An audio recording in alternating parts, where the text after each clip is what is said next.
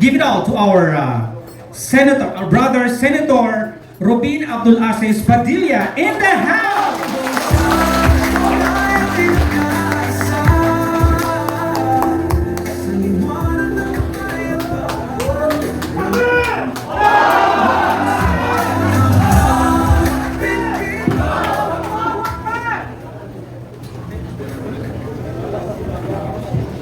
A'udzu billahi minasyaitonir rajim. Bismillahirrahmanirrahim. Alhamdulillah rabbil alamin. Bismillah wassalatu wassalamu ala Rasulillah. Assalamualaikum warahmatullahi wabarakatuh. Bago po ang lahat, isa puso muna natin ng asyhadu an la ilaha illallah, asyhadu anna Muhammadan wa Rasulullah. Mga mahal naming mga bisita, una po sa lahat, siyempre si Manong Chabit. Siyempre po si Ma'am Buanson. At sa lahat po, kay Brother Mark. Si Brother, hindi naman natin bisita. Lalo na si Brother, siya to eh. Gusto ko po namin ipaalam sa inyo na bago po ang lahat, una ang pagiging magkakapatid namin dito ngayon. Bago po yung politika. Ako po yung nagpunta dito. Sa katunayan, hindi ako makapasok. Sapagkat marami pong nagsasabi, una na, yung mga kasama natin sa Senado, na bawal kang pumunta dyan. Sapagkat ikaw ay judge na sa impeachment. Wala. Kanina pa po kami dyan sa labas. Kasama ko po si Brother Wally. Katunayan, si Brother Andoy, sinabi ko na sa kanya na sabihin na baka hindi ako makapasok. Pero habang pinanonood ko po kayo, naiinggit ako eh.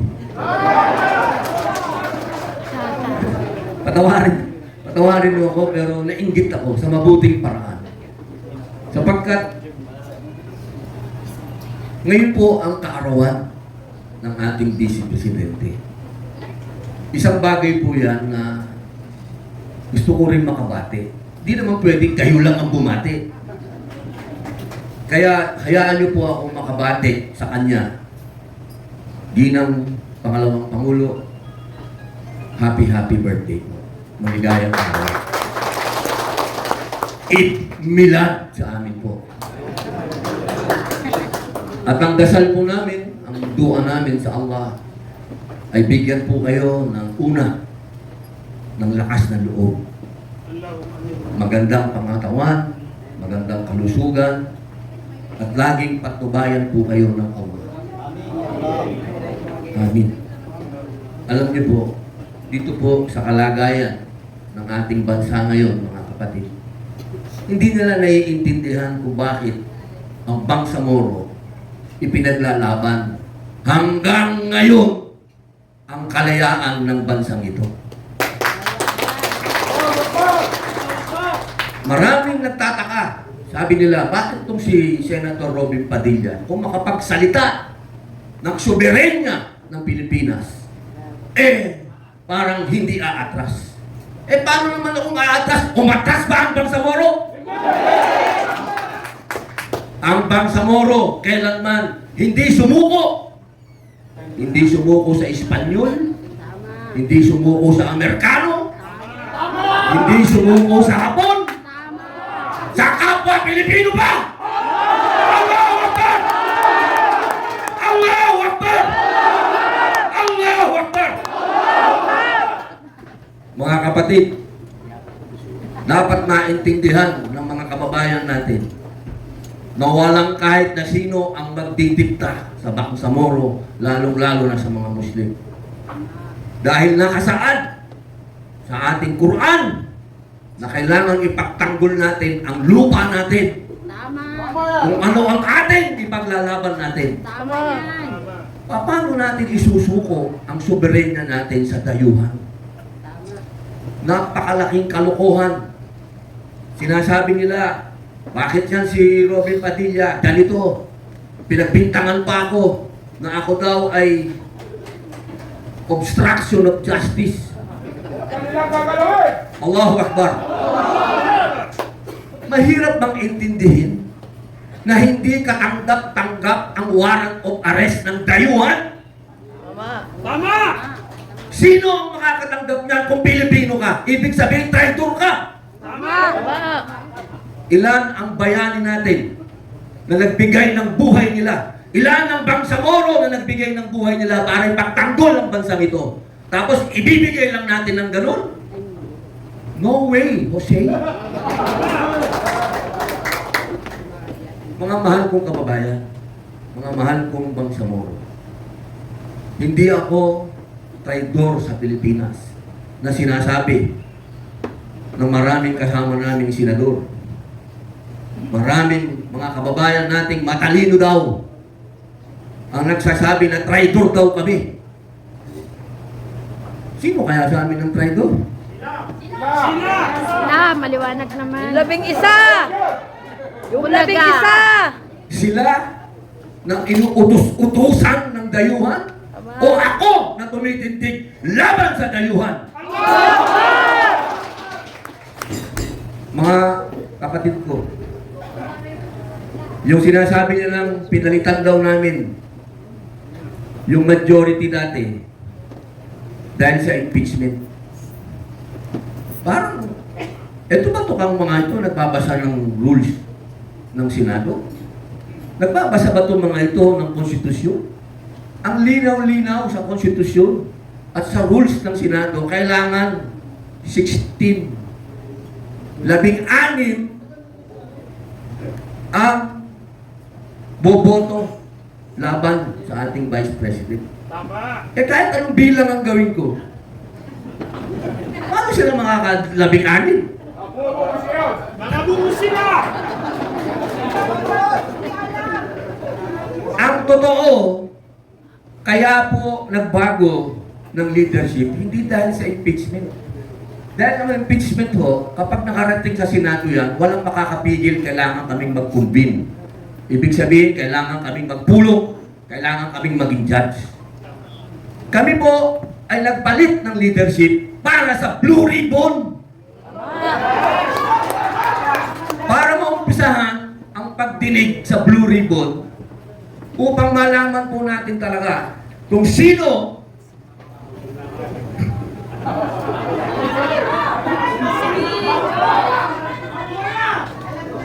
kapag may buhaya.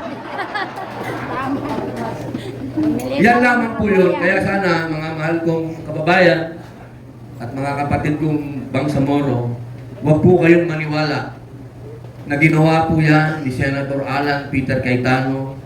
Ginawa namin 13 para sa impeachment. Hindi po.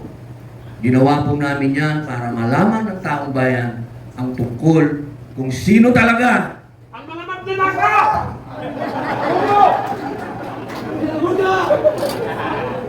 gusto kong magtuloy yung galit ko pero pinakatawa niyo ako eh. Kaya sana po, mga mahal kong kapatid, kung gusto natin talagang tulungan ng bayan natin, una,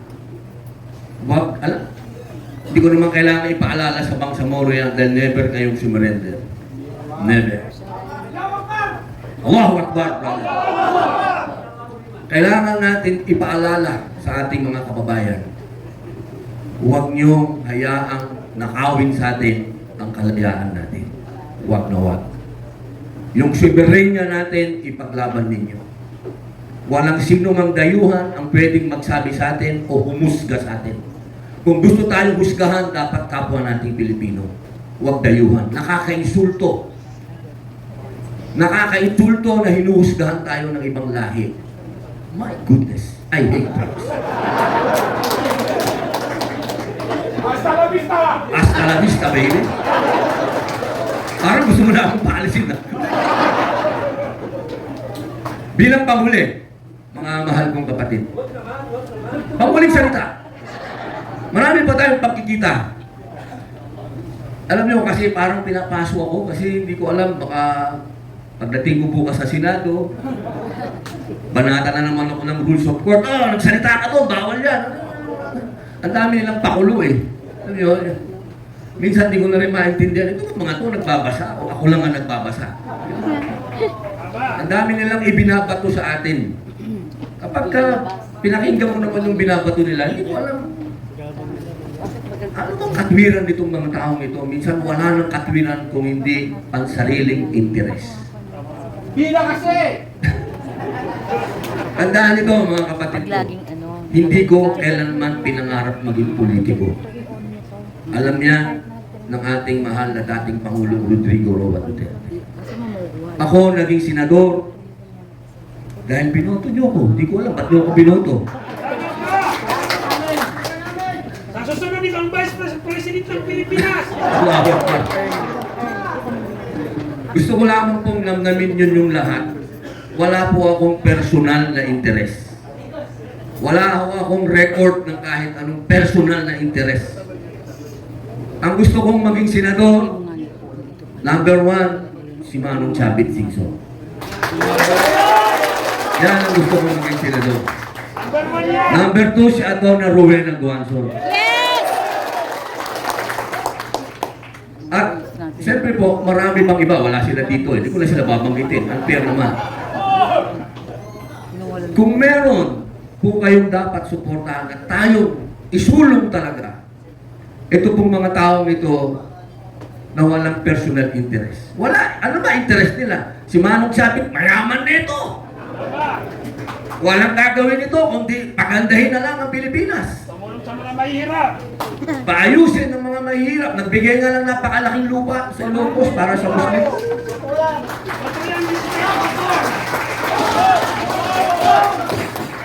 Binlock mo na yan. Si Atty. Rowena Guanzon, Binlock mo na yan. na laging binabanatan nila. Bakit yung babanatan? Si Ma'am, alam nyo, tandaan po ninyo, Wala na. kung sino ang unang-unang dilaw, ha? Wala na. Ang unang-unang dilaw ay si Pangulong Duterte. Kaya, pag sinasabi na bago sa atin, si Atty. Rowena Guanzon, eh walang alam sa kasaysayan yung sinasabi niyo. Hindi, Dahil matagal lang dilaw. Si Atty. Rowena Guanzon, matagal lang dilaw si Digong. Ang tatay ko, dilaw. Dilaw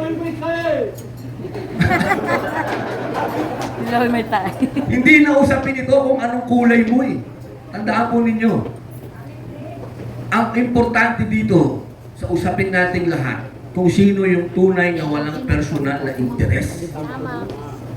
Kasi pag hinaluan mo yan, kahit ano pang kulay mo, green, pink, ano pa ba? Pula. Wala lahat yan pag hinaluan mo ng personal na interes. At tandaan po natin, mga mahal kong kapatid, ano ba ang tinuro sa atin ng Propeta Muhammad sallallahu alaihi wasallam? Ang public service, hindi para pagsilbihan ng sarili mo. Hindi naman. Ang public service, public nga eh. Pagsilbisyuhan mo yung kapwa mo. Kapag nakita ka kayo ng taong yumaman sa pagiging public servant, ibig sabihin niyan, hangal at hindi totoo yun. Wow. Mga kapatid, kahit hukayin ninyo, bilyonaryo ako. Pero bakit wala ang kayamanan ko? Kasi pinamigay ko. Wow!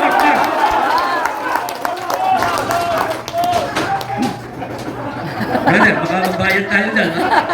Baka tayong ibabayad dyan. Baka sumobra na nga tayo sa oras dito. Yari tayo dito, may bayad. Hindi siya daw bumitaw. Hindi ko po sinasabi lahat ito para itaas ang bangko ko mga kapatid. Sinasabi ko lahat ito dahil yan natutunan ko sa Islam. Wow. Kayo ang nagdala sa akin ng Islam. Alhamdulillah, maraming salamat mga kapatid. Dinala niyo ako sa tamang landas. At hindi ko ito makakalimutan na pasasalamat sa inyo. Sana huwag tayong tumigil.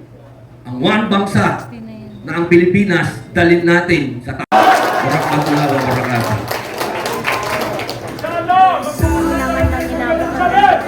Waalaikumsalam warahmatullahi taala wabarakatuh.